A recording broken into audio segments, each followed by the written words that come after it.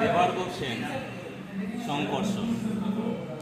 প্রতিটি আঙুল যেন পঞ্জীভূত চোখ, তার ভাষা পড়তে পড়তে কাতর হই আঙুলে।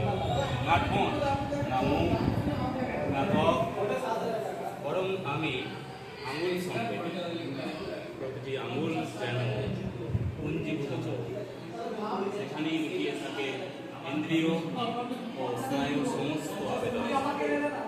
আরেকটা করে দিলে শ্রাদ্ধ, শ্রাদ্ধ করবো না অন্য একটা করি, যাও করো। দেবশ্রীকে যাযাবর। স্বপ্নের মানচিত্র খুঁড়লে আমি যাযাবর পাখিদের গান শুনতে পাই।